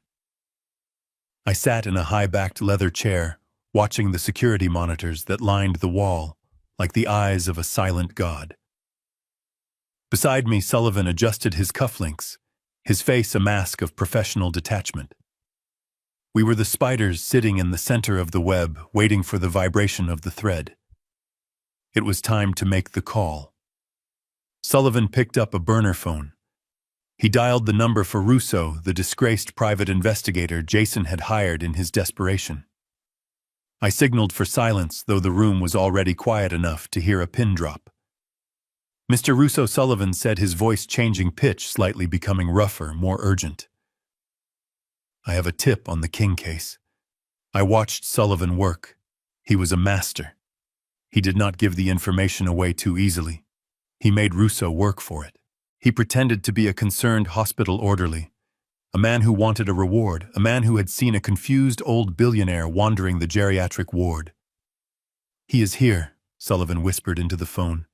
"He checked in under a pseudonym, but I recognized him from the news. He is talking to himself. He thinks it is 1980. He is asking for his son. If you want him, you better hurry before security realizes who he is and moves him." Sullivan hung up and destroyed the SIM card, snapping it in half with a dry crack. "The bait is in the water," he said. "Now we wait." I leaned forward, staring at the screen that showed the hospital entrance. I tried to imagine what was happening on the other side of the city in that cheap motel room. I could see Jason's phone ringing. I could see him answering, listening, his face transforming from defeat to manic triumph. I could see him grabbing Valerie by the arm. I could see him shaking Dr. Vane awake. "We got him," Jason would be screaming. "We got the old man." They would not see a trap. They would see a lifeline. They would see a way to reverse the eviction, to unlock the accounts, to erase the last 48 hours of humiliation. They would think that if they could just get a needle in my arm and a signature on a piece of paper, they could rewrite reality. It was pitiful. It was also dangerous. Dr. Aris walked into the room. He looked nervous, wiping sweat from his forehead with a handkerchief. "Conrad," he said, "are you sure about this? Bringing a confrontation like this into my hospital? If there is violence—" "There will be no violence, John," I assured him, though my eyes never left the screens. "Only justice. My security team is hidden in the cafeteria. The police are on standby in the parking garage. This ends today." Dr. Aris nodded and left, closing the door softly. 20 minutes passed, then 30, and then I saw it. A battered rental sedan careened into the drop-off zone, ignoring the signs for ambulances only. It screeched to a halt half on the curb. "Here we go," I whispered. The driver's door flew open. Jason stepped out. He looked like a man possessed. His expensive suit was wrinkled and stained from sleeping in it. His tie was loose, his hair wild. He looked like a junkie looking for a fix, but the fix he needed was power. He ran around to the passenger side and yanked the door open. Valerie stepped out. She had tried to fix her makeup, but she looked hard and brittle. She was dragging Sammy. My heart clenched when I saw the boy. He looked exhausted, terrified. He was the prop in their play, the emotional battering ram they intended to use to break down my defenses. And then the back door opened. Dr. Vane emerged. He was a small, oily man clutching a black medical bag to his chest, as if it contained gold. In a way it did. It contained the sedatives and the chemical restraints that were going to be Jason's ticket back to the high life. I watched them march toward the automatic sliding doors. Jason was shouting orders at them, pointing at the entrance. He was the general of a ragtag army marching into a massacre. They entered the lobby. I watched Jason scan the room. His eyes were darting back and forth, frantic. He was looking for a confused old man. He was looking for a victim. He went to the reception desk. I turned up the volume on the audio feed. "Where is he?"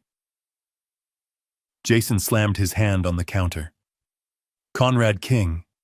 He was admitted an hour ago. Do not lie to me. I am his son. I am his medical proxy." The receptionist, a woman I had briefed personally, looked at him with wide, innocent eyes. "Sir, please lower your voice," she said. "Mr. King is in the East Wing solarium." He was very agitated. "We are waiting for a specialist." "I have the specialist right here," Jason gestured to Dr. Vane. "We are going up." He turned away from the desk, grabbing Sammy's hand so hard the boy stumbled.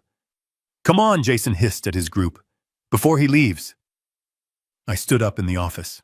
I buttoned my jacket. I checked my reflection in the glass of the window. I did not look like a victim. I looked like the man who built the skyline visible through the rain. "Let us go, Sullivan," I said. We walked out of the administrator's office and down the long corridor that led to the solarium. My footsteps echoed on the tile floor, a steady rhythmic drumbeat. I could hear them ahead of me. I could hear Jason's heavy breathing. I could hear Valerie's heels clicking rapidly. I could hear the soft whimper of my grandson. They were rushing toward the East Wing, thinking they were hunting a ghost. They turned the corner into the solarium, a wide open space filled with plants and sunlight that filtered through the rain-soaked glass ceiling. It was empty. Jason stopped in the center of the room, spinning around. "Where is he?" he shouted. "He was supposed to be here." Valerie looked around, panic rising in her eyes. "Jason, this feels wrong. There is no one here. It is too quiet." "Check the rooms," Jason ordered Dr. Vane. "He is hiding. He is scared. Have the syringe ready. As soon as you see him, hit him.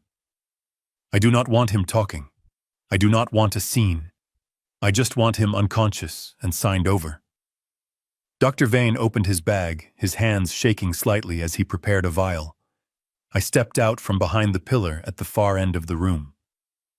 "You are looking for me, Jason," I said. My voice carried across the empty space, calm and cold. Jason spun around. He saw me. For a second he looked relieved. He saw the father he wanted to control. But then his eyes adjusted. He saw the suit. He saw the posture. He saw that I was not cowering in a corner, confused and senile. I was standing center stage, waiting for him. "Dad," he breathed. "Thank God." He started to move toward me, putting on the mask of the concerned son. "Dad, you had us so worried. You wandered off. You are not well." He gestured behind his back to Dr. Vane, signaling him to flank me. "Just stay there, Dad," Jason said, his voice taking on a soothing, predatory tone. "We are here to help. We brought a doctor. He is going to give you something to make you feel better. Then we can go home. We can sign the papers and everything will be back to normal." He took another step. I did not move. I just looked at him. I looked at the son I had raised, the boy I had loved, and I saw nothing but a stranger who would sell my soul for a bank transfer. "You brought a doctor," I said, my eyes flicking to Vane, who was creeping closer, the syringe hidden in his palm. "Or did you bring an executioner?" Jason faltered. "What?" "No, Dad. You are confused. This is for your own good." I smiled. It was not a nice smile. "My own good," I repeated. "Like the nursing home was for my own good. Like stealing my money was for my own good." Jason froze. His face went slack. "How do you know about that?" he whispered. "Because I know everything, Jason," I said. "I know about the credit cards. I know about the offshore accounts. I know about the plan to drug me." I took a step forward. "And I know you pinched my grandson to make him cry for a video." Jason's eyes went wide. He realized then that the trap had not just sprung, it had crushed him. He looked at the exits. He looked at me. And then he made the worst decision of his life. "Do it," he screamed at Dr. Vane. "Do it now! Stick him!" Dr. Vane lunged, and the doors to the solarium burst open. The needle glistened under the fluorescent lights of the solarium, a silver fang poised to strike. Dr. Vane lunged forward, his eyes manic with the promise of a payday, but he was not aiming at me.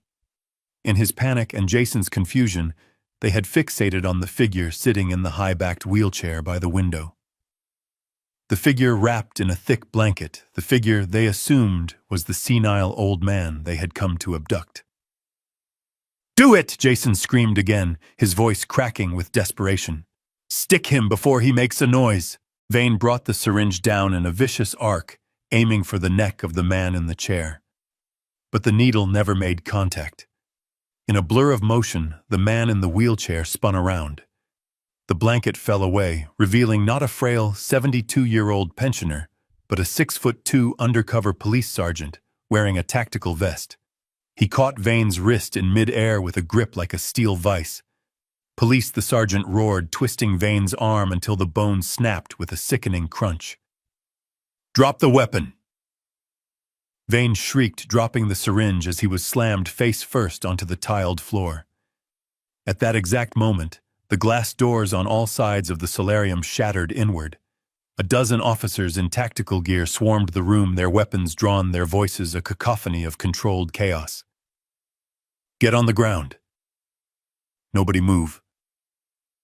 Hands where I can see them." Jason froze. He looked at the sergeant who was handcuffing the screaming doctor. He looked at the syringe rolling on the floor, leaking its clear chemical poison. He looked at the police officers surrounding him. His brain could not process the shift in reality. 1 second he was the predator closing in on his prey, and the next he was the rat in the trap. Valerie screamed as a female officer grabbed her arm, pulling her away from Sammy. "Do not touch me," she yelled, struggling. "I am a mother. I have rights."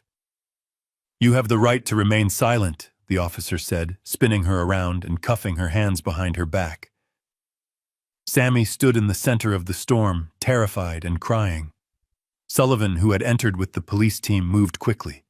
He scooped the boy up, shielding his eyes, wrapping his expensive suit jacket around the child's shaking shoulders, and carrying him out of the room to safety before the scene got any uglier. Jason was backed against the glass wall, his hands raised, trembling violently. "This is a mistake," he stammered, looking around wildly. "I am Jason King. I was just trying to help my father. He is sick. That man attacked my doctor."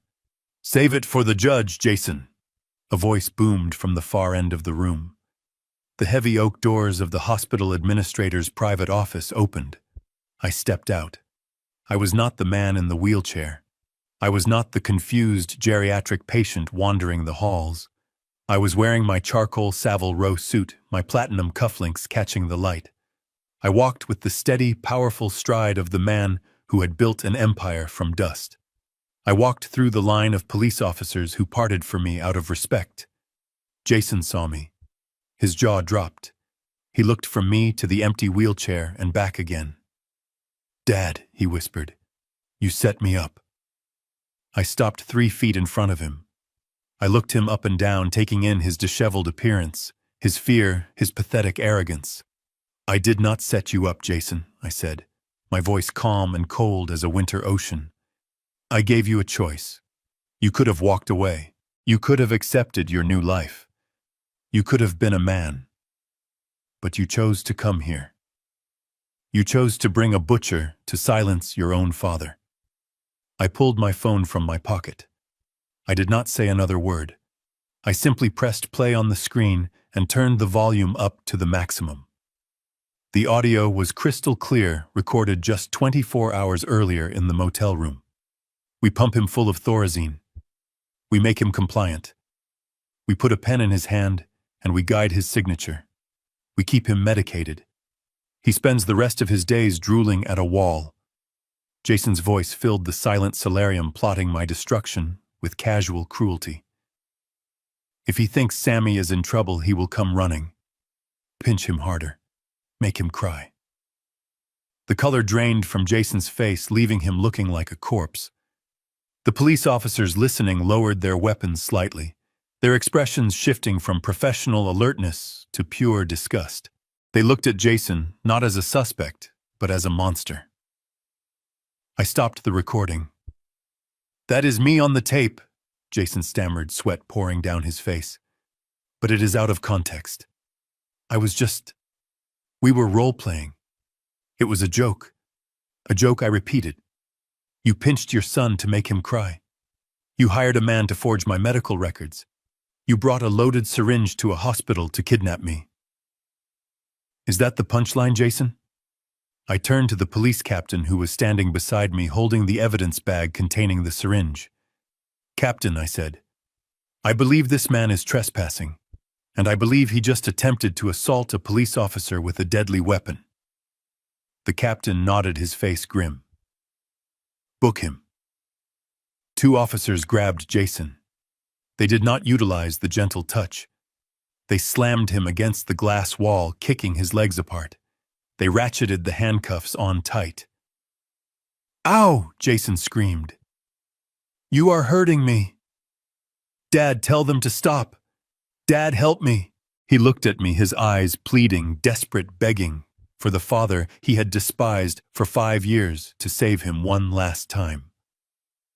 "Dad, please," he sobbed. "I am your son." I looked at him. I looked at the man who had thrown away my gift, who had stolen my money, who had hurt my grandson. I stepped closer until I was inches from his face. "You are not my son," I whispered, so only he could hear. "My son died the day he decided my life was worth less than his bank account. You are just a stranger who owes me $18 million. Take him away," I said to the officers. They dragged him out. He was weeping, his expensive shoes dragging on the floor, leaving scuff marks that would be buffed out by morning. Just like him. He was a stain that was being removed. Valerie was led out behind him, still shouting about her rights, still trying to blame everyone else. She did not look at me. She knew better. The room fell silent.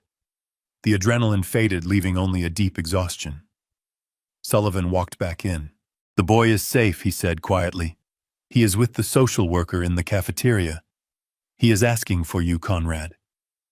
I nodded. I adjusted my tie. I checked my reflection in the glass. "I am coming," I said. I walked out of the solarium, leaving the empty wheelchair and the broken syringe behind. The trap had sprung. The rats were caught. Now it was time to clean up the mess. It took Jason exactly 4 hours to post bail. He did not use his own money because he had none left.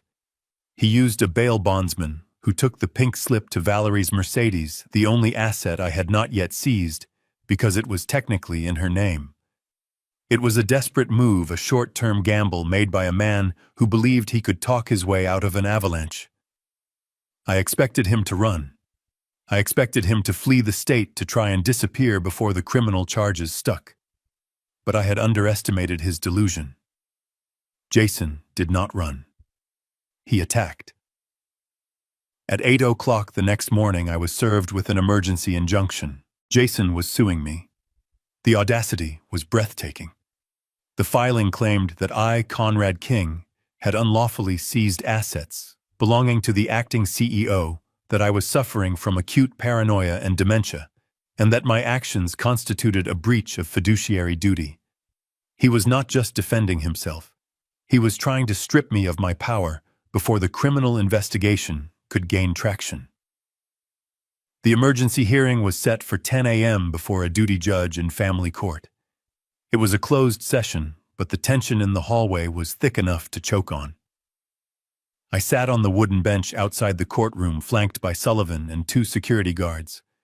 I looked calm, but inside my blood was boiling. Jason arrived minutes later. He had showered and changed. He was no longer the disheveled maniac who had screamed in the hospital lobby. He was wearing a navy blue suit, a modest tie, and an expression of pained concern. He looked like a choir boy who had been wrongly accused. Valerie walked beside him wearing a simple gray dress and no jewelry, clutching a tissue. They were in costume. They were playing the role of the loving family, besieged by tragedy. Jason stopped when he saw me. He did not scream. He did not lunge. He looked at me with eyes that shimmered with unshed tears. "Dad," he said, his voice trembling perfectly. "Why are you doing this? We just want you to get help." I did not answer. I simply looked at him. I looked at the performance, and I wondered if he even knew where the lie ended and the truth began. We went inside. The courtroom was small, smelling of floor wax and old paper. The judge was a stern woman named Judge Halloway, who looked like she had no patience for drama. Jason's lawyer, a man named Blackwood, stood up. He was expensive. I wondered who Jason had promised to pay him. Probably me, once he regained control of the accounts. "Your Honor," Blackwood began, his voice smooth as oil. "We are here today because a tragedy is unfolding. My client, Mr. Jason King, has spent the last 5 years tirelessly running King Logistics while caring for his aging father. He has sacrificed his own well-being to ensure his father was comfortable." I watched Jason. He hung his head modestly. 2 days ago, Blackwood continued, Conrad King suffered a severe mental break. He disappeared from the family home. In his confusion, he accessed corporate accounts and transferred millions of dollars to overseas entities. He canceled the family's credit cards, leaving his son and grandson destitute. He even staged a scene at a hospital using his own wealth to bribe officials and frame his son for assault. It was a masterpiece of fiction. It took every fact and twisted it until I was the villain and Jason was the martyr. Then Jason took the stand. He sat in the witness box, his hands folded in his lap. He looked at the judge with wide, earnest eyes. "I love my father," Jason said softly. "He has always been my hero. But lately he has changed. He forgets things. He gets angry over small details. The other night, he gave my son a $50 bond for his birthday. It was sweet, but it showed he is living in the past. When I tried to talk to him about it, he snapped. He ran away. He wiped a tear from his eye. I went to the hospital to find him," Jason continued, his voice cracking. "I brought a doctor because I was scared. I thought he might hurt himself. And then he had me arrested. He humiliated me. Your Honor, I do not care about the money. I just want my father back. I want him safe. I want him home where I can take care of him. Valerie let out a soft sob from the gallery. I felt a hand on my arm. It was Sullivan. He was squeezing my forearm hard, a signal to remain stone-faced. The judge looked at me. She saw an old man in a nice suit sitting silently. She looked at Jason, the grieving son. I could see the doubt creeping into her eyes. Jason was good. He was a sociopath, but he was a charming one. Then Jason dropped his final card. He is accusing me of stealing, Jason said. But Your Honor, how can I steal what is mine? I built that company for the last 5 years. I earned that lifestyle. My father is using his money to abuse me. This is financial violence. He is abandoning his family. He is leaving us on the street to punish me for a crime I did not commit. Financial violence. The term hung in the air. He was weaponizing his own entitlement. Sullivan stood up. He did not shout. He did not make a speech. He simply walked to the podium. Your Honor, Sullivan said, his voice dry and bored. The plaintiff claims he is a victim. He claims he is a loving son. He claims his father is incompetent. Sullivan picked up a remote control. We would like to submit a piece of evidence to refute these claims. It is an audio recording taken 48 hours ago. Jason stiffened in the witness box. He knew what was coming. He looked at Blackwood, but his lawyer looked confused. They thought the only recording was the one from the motel room, the one I had played at the hospital. But they forgot that I was the grantor. They forgot that I owned the house. They forgot that the security system in the library, where Jason liked to drink his scotch and brag to his friends, recorded audio as well as video. Sullivan pressed play. The sound of clinking glass filled the courtroom. Then Jason's voice, loud and slurred, drunk on my expensive liquor. The old man is a leech. He is taking too long to die. I talked to Vane. We can up the dosage. Make his heart stop. Who is going to autopsy a 72-year-old man? We just need to make it look natural. The silence in the courtroom was absolute. It was heavier than the silence in the basement. It was the silence of a grave being opened. Jason's face went gray. He gripped the railing of the witness box so hard his knuckles turned white. That is a fabrication, he stammered. That is AI. Deepfake. Judge Holloway looked at him. Her expression had changed from curiosity to cold fury. Sit down, Mr. King, she said. But Your Honor, Jason stood up. Sit down, she barked. She turned to Sullivan. Continue, counselor. Sullivan nodded. We have more, Your Honor. We have the bank records showing the embezzlement. We have the video of him assaulting his son. But I think the court has heard enough to establish the character of the plaintiff. Jason looked at me. The mask was gone. The loving son was gone. There was only hatred, pure and undiluted. You set me up, he mouthed. I looked back at him. I did not smile. I did not gloat. I just looked at him with the weary eyes of a man who had finally accepted the truth. The judge banged her gavel.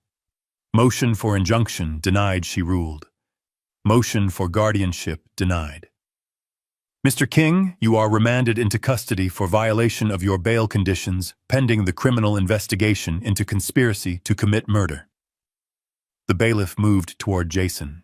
Jason stood up. He looked around the room looking for an exit, looking for a savior. He looked at Valerie. She looked away. She was already plotting her own survival, already figuring out how to distance herself from the sinking ship. No, Jason screamed as the bailiff grabbed his arm. No, this is wrong. I am the victim. He is the monster. He pointed at me. He is not even my father. Jason shrieked, his mind snapping under the pressure of the collapse. He hates me because I am better than him. The words echoed in the room. He is not even my father. He meant it as an insult. He meant it metaphorically. But as I watched them drag him away, kicking and screaming, I reached into my pocket and touched the folded piece of paper Sullivan had given me that morning. The paper I had been saving for the final blow. He was right. I was not his father. And it was time for him to know why. "Wait," I said, my voice cutting through the chaos of the courtroom like a gavel strike. The bailiffs paused, their grip still tight on Jason's arms. Judge Holloway looked at me over her spectacles. The room went silent. The only sound was Jason's ragged breathing. He looked at me with wild eyes, his hair plastered to his forehead with sweat. He had just screamed that I was not his father. He had meant it to hurt me. He had meant it to distance himself from the monster he thought I was. I reached into the inside pocket of my jacket. I did not pull out a weapon. I pulled out a sealed envelope. It was old. The edges were yellowed with age, the paper brittle. It had been sealed with wax 40 years ago, and it had never been opened. Sullivan handed me a letter opener. "Your Honor," I said, stepping forward. "The plaintiff has made a statement. He claims I am not his father. I would like to enter a final piece of evidence into the record. It is a document that has been in my private safe since 1984. I slit the envelope open. The sound was loud in the quiet room. I pulled out a single sheet of paper. It was a paternity test report from a lab that no longer existed, signed by a doctor who was long dead. I walked over to Jason. The bailiffs stepped back slightly, allowing me into his personal space. "Read it, Jason," I said, holding the paper up. Jason looked at the paper. His eyes scanned the lines. He blinked. He shook his head. He read it again. "Probability of paternity 0%. The blood drained from his face so fast, I thought he was going to faint. He looked up at me, his mouth opening and closing without sound.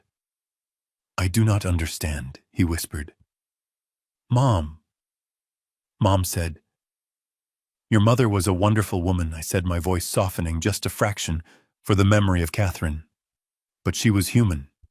She made a mistake 40 years ago. She had an affair, Jason, with a tennis instructor in the Hamptons. When she found out she was pregnant, she was terrified. She told me the truth on her deathbed." I turned to the judge. "Your Honor," I addressed the court. "When my wife died, I made a promise. I promised her I would raise this boy as my own. I promised I would give him my name, my home, and my love. I promised I would never let him know that he was not a king by blood." I looked back at Jason. "I kept that promise for 40 years, I said. "I gave you every opportunity. I gave you the best schools. I gave you the company. I gave you a life most men only dream of. All I asked in return was respect. All I asked was that you be a good man." I leaned in closer. "But you broke the contract, Jason. You broke it when you stole from me. You broke it when you tried to drug me. And you broke it when you hurt my grandson. The promise is void." Jason slumped in the arms of the bailiffs. He looked small. He looked like a child who had gotten lost in a mall. This means," he stammered. "It means you have no standing." Sullivan interjected, his voice sharp. "The King Family Trust is explicit. Beneficiaries must be direct biological descendants of Conrad King. You are not a beneficiary, Jason. You are a stranger. You have no claim to the money, no claim to the house, no claim to the legacy. You are just a man who committed fraud." Jason let out a sound that was half sob, half laugh. It was the sound of a mind snapping. "I am nobody," he whispered. "No," I corrected him. "You could have been somebody. You could have been my son. Blood does not make a father, Jason. Love does. And you killed that love."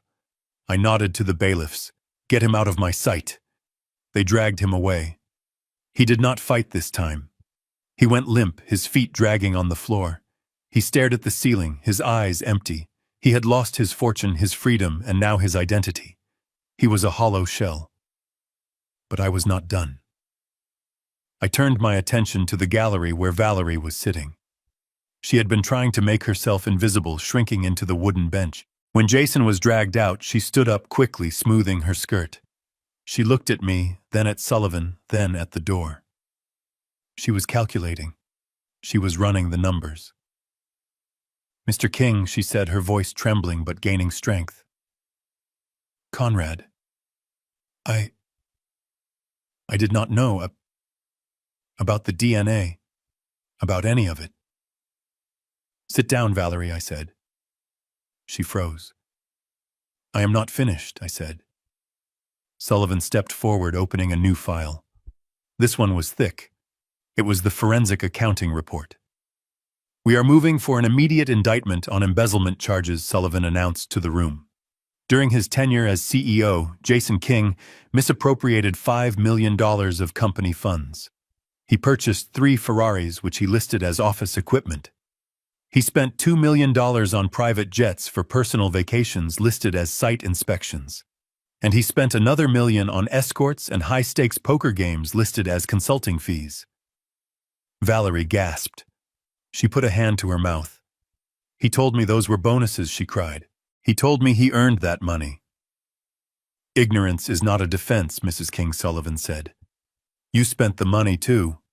The handbags, the jewelry, the spa trips. You are a co-conspirator." Valerie's eyes darted around the room. She saw the judge watching her. She saw the stenographer typing every word. She saw the walls closing in. "I will testify," she blurted out. The room went quiet again. "I will testify against him," she said, her voice rising in pitch. "I will tell you everything. I will tell you about the plan to drug you. I will tell you about the forgery.